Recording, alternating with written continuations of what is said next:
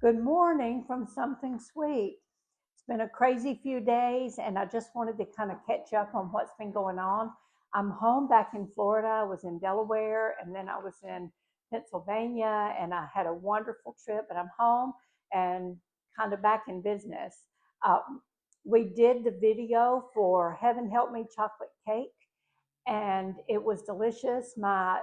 My great niece and nephews were right there to help me all along the way. Allie, 10 years old, she was my camera person, and she did a phenomenal job and taught me so much about this. She has her own YouTube channel, so she was able to help me with some things.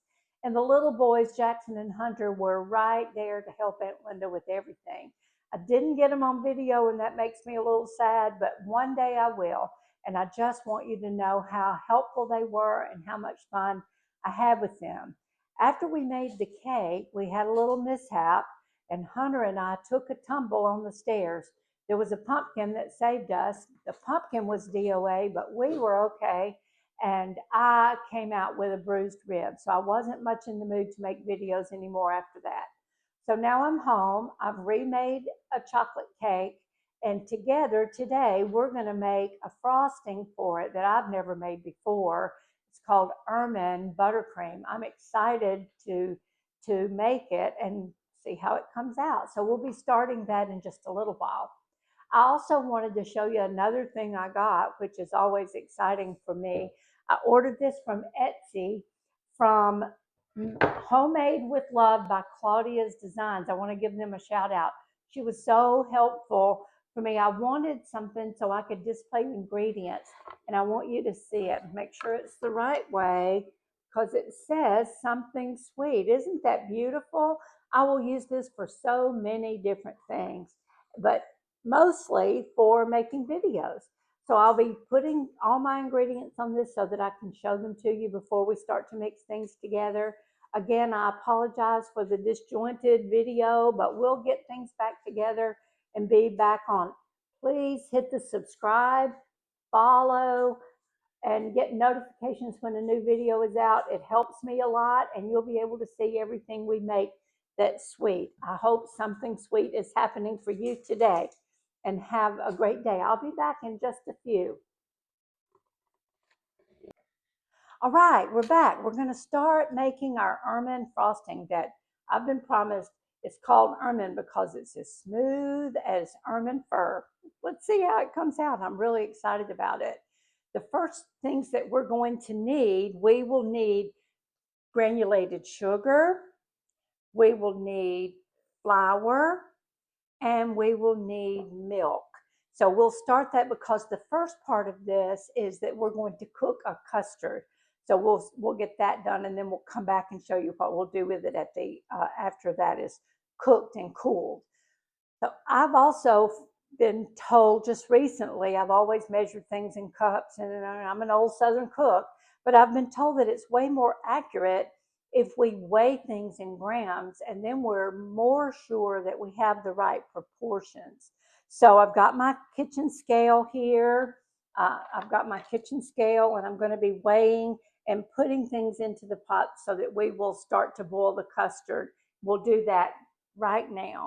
So the first thing we're going to do is weigh out 400 grams of granulated sugar. So we're going to pour the sugar in until it gets to 400 grams. Should be about 2 cups. We got a little bit too much. Look at that. Let's see. That is exactly, well, not exactly.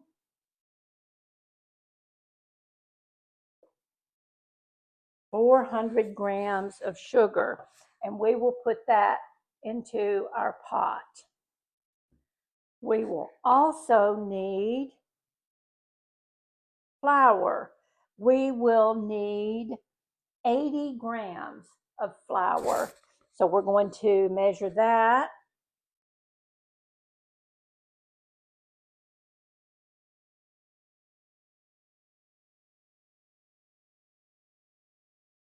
Okay.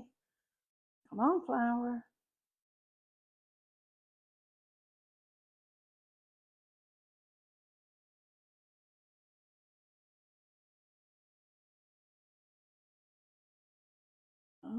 80 grams of flour, which will join the sugar in our pot. We want to be sure that we whisk that completely so that when we start to cook, the flour won't clump. I've got to go on Amazon because I need a narrow whisk. I didn't know there was such a difference, but there is. And the narrow whisk would make more certain that this wouldn't get in the edges of the pot and not get whisked completely together. But for right now, we will be great. We're going to add 2 cups of whole milk. I wonder what it would be if we used half and half. But we're going to use whole milk, and we will whisk that together completely in our pot. We want to whisk that completely together before we turn the heat on. So we're going to stir that together. Once we get it stirred together, we're going to turn on the heat, and we're going to bring it to almost a boil, and it's going to have to cook for about 10 minutes. I won't keep you on here waiting for this to thicken for your whole 10 minutes. We will stop the video and we will come back when this custard has started to thicken. See you in just a few. Okay, it has cooked and it's gotten really thick. If you can see how thick that is. Isn't that look wonderful? It's like a pudding. And we're going to take it off the heat here in just a second. And then I'm going to show you what we're going to do with it then. So I'll be back in just a second. Okay, the base for this frosting has thickened, but it's got to get completely to room temperature before we can finish it. We're going to add a whole pound of butter to this before we're done. Doesn't that sound absolutely delicious? But we've got to let this cool to room temperature first. So we're going to take this and we're going to pour it into a bowl.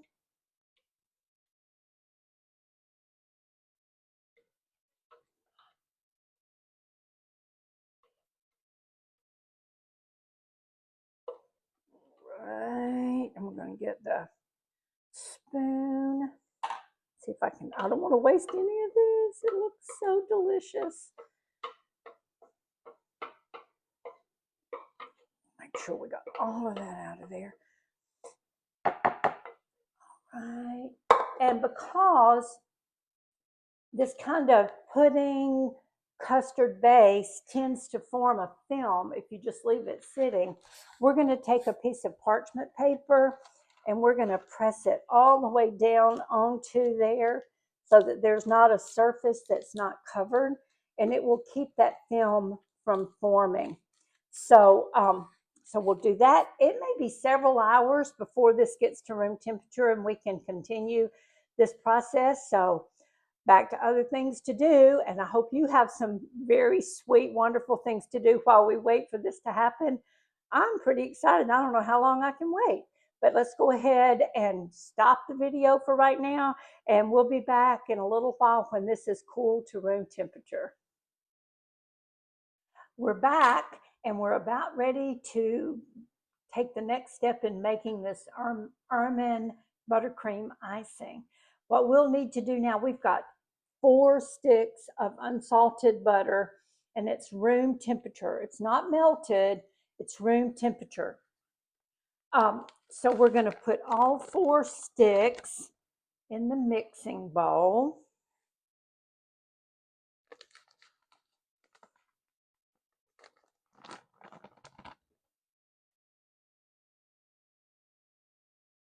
That's a lot of butter, huh?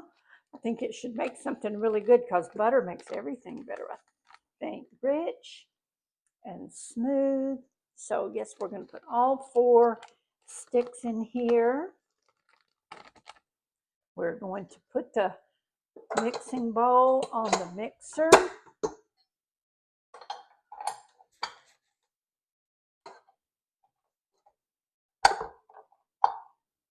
And we are going to beat this for 2 minutes. So see you back in 2 minutes. We've beaten the butter for 2 minutes. and it's turned from the yellow color that we usually see butter to white and fluffy. That's exactly what we wanted. I also added a half teaspoon of salt, which gives some balance to all the sweet. Now we're going to start adding this lovely custard mixture, just a little bit of it at a time, and let it beat in. So we're going to add the first of that.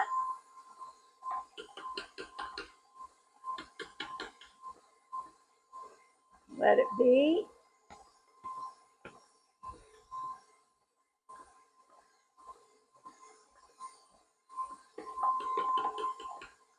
More. Oh, you can see that it's changing some. The volume is getting to be more.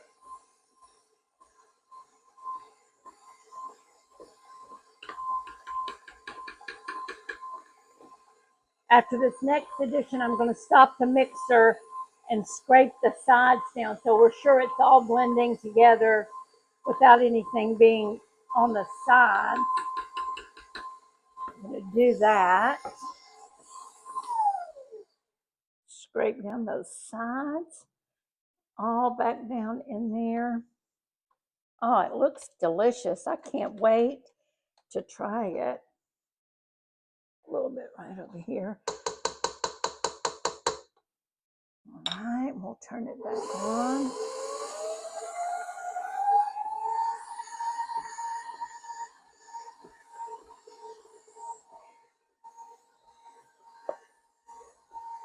Add some more.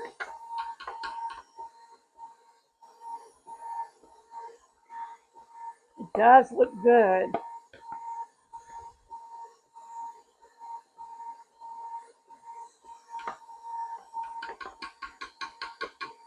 More.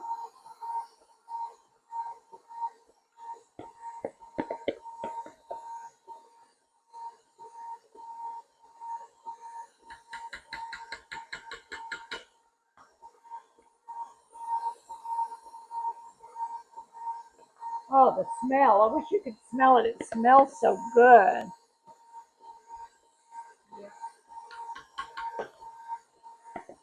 More.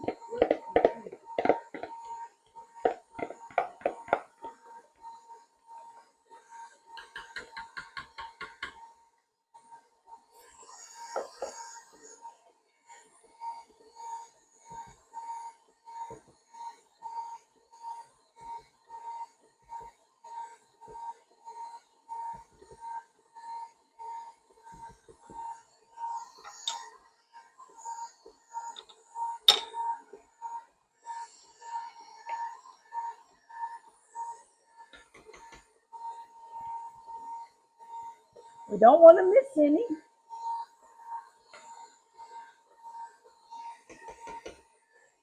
Okay, I'm going to scrape the sides of the bowl.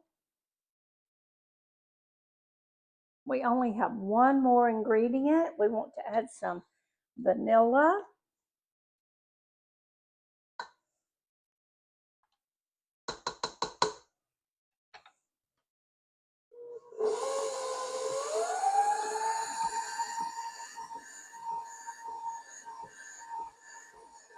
Okay, I'm going to turn it down. I don't measure vanilla, so we're just going to add some. We're going to turn it back up to medium, and we're going to beat it for about a minute, and then we will taste.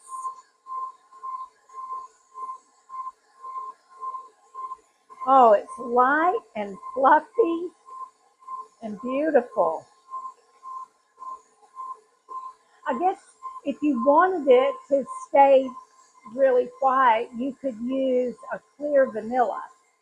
But I like the real vanilla flavor better, so I'm willing to give up a little bit of the whiteness for the purity of pure vanilla. I make my own. We're gonna look at that recipe one day pretty soon.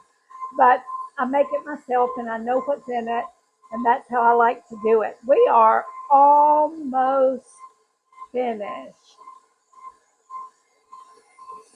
So we're gonna turn this off. We're going to Look at that. Look at that. Isn't that beautiful? Oh my goodness, just one little taste. Oh my word, it is so, so good. We're going to get ready to ice this cake, and I'll bring you back when we're ready to do that. We're ready to start icing this cake. I want you to remember that this is a substitute cake. It's just kind of a landscape for us to do this icing with. We ate the cake in Philadelphia. This is just a sub. So just remember that. So we're going to start icing. The first thing we'll do is put a glob of icing on here,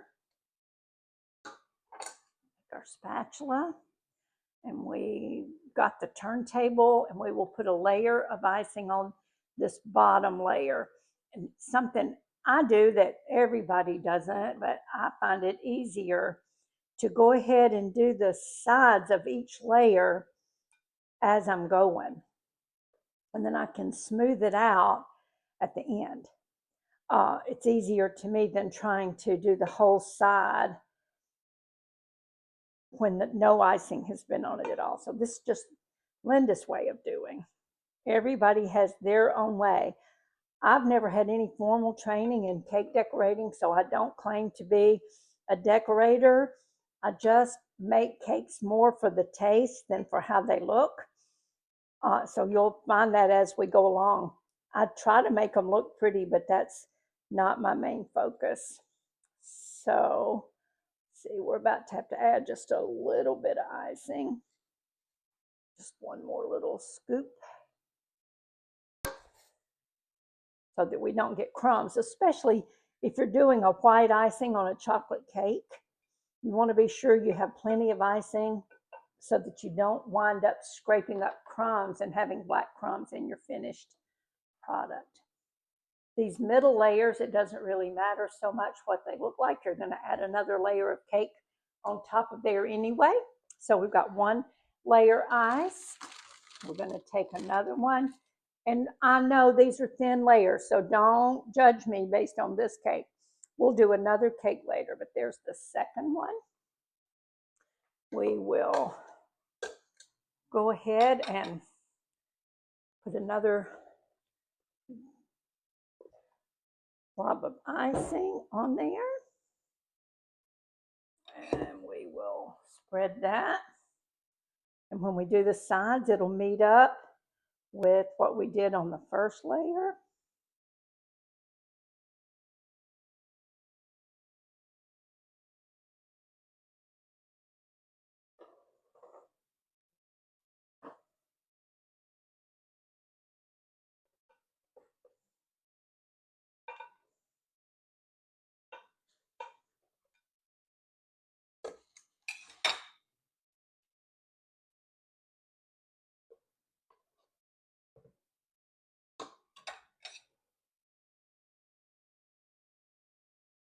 I'm not sure, this icing is delicious and it's beautiful. I'm not sure that it would work very well if you were going to pipe anything because it's not very thick. It's not a very thick icing.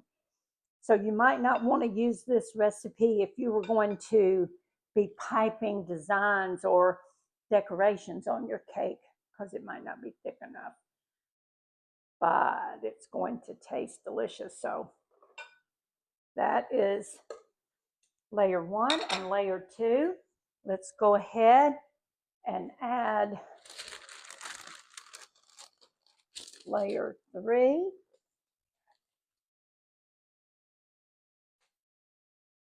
Okay. Sure that's sort of even. When I get finished, I'll use a bench scraper, or you can use a specialty tool that's for cakes to smooth out the sides. But that will be when I've finished with this last layer. I use my bench scraper. I use a bench scraper for so many things. And I'll use it for this, and it'll just help smooth the sides out a little bit. So, such an easy icing to work with. It just spreads so easily. And it feels so smooth. I've got a little bit more icing in the bowl. Don't want to waste any. So let's put this on here. We'll finish. We might have to stick this in the refrigerator for a little bit to kind of firm up a little bit. But guess what? This cake is for us to enjoy, not for any other reason. So how it looks is not nearly as important as how it tastes. Look at that. Let's put some swirlies on the top. And we could use different icing. For what, Sabrina? Color. If we wanted to put color in it, we could. This is the first experiment in this kind of icing, so we didn't do anything to the recipe at all. But I think that looks pretty good. We've smoothed out the sides pretty well, and the top has got some swirlies on it. What do you think? What do you think about that? That is a pretty dandy looking cake for just an experimental chocolate cake.